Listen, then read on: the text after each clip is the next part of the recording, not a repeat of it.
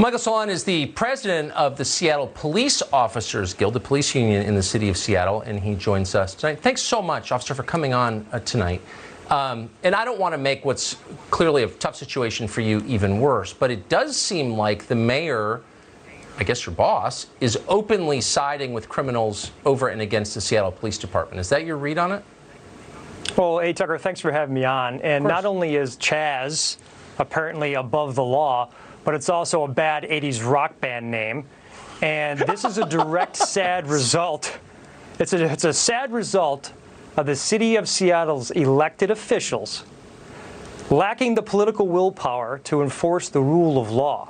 And it's the closest I've seen to our country to becoming a lawless state.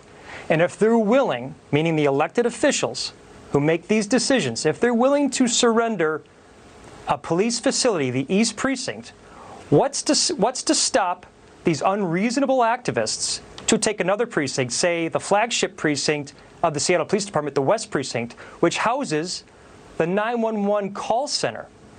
And our community needs to understand how serious this is. If they're willing to take a precinct, removing the 911 call center won't allow police service in the city. So where is the reasonableness here? Where's the safety of the reasonable community of the city of Seattle? To me, that is absolutely appalling. And I'm embarrassed, being a Seattle resident, to be even talking about this. I mean, these things almost, this is not the first moment in our history where an armed group of extremists has claimed land that's not theirs and erected borders. And I can't think of one of these that ended well. Are you worried this one won't end well?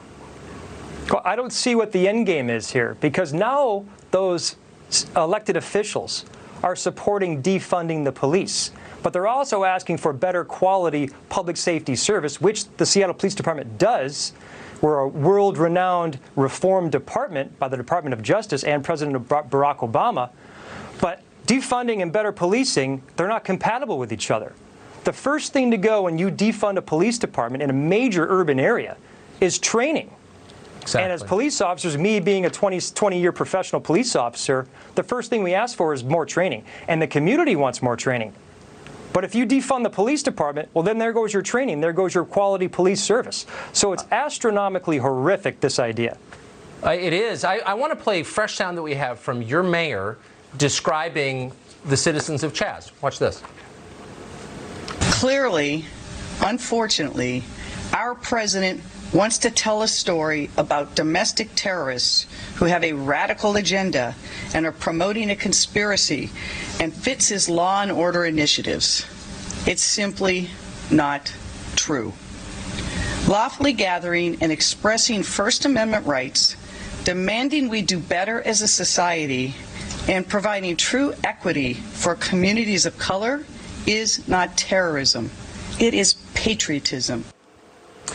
I don't think she's ever called the Seattle Police patriots. I have a very quick question for you, officer. Will cops stay? I mean, how could you work in a city like Seattle? Why would a normal person take a low-paying, dangerous job only to be attacked by his boss? As police officers, we love our profession. We took an oath of service to serve our community. We love Seattle. But I'm telling you right now, our morale is the lowest I've ever seen in my career. And surrendering a police facility that hinders our ability to provide public safety, where's the reasonable community? They need to be heard.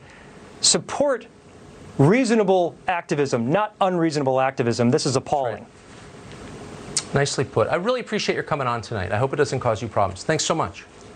Hey, thanks, Tucker.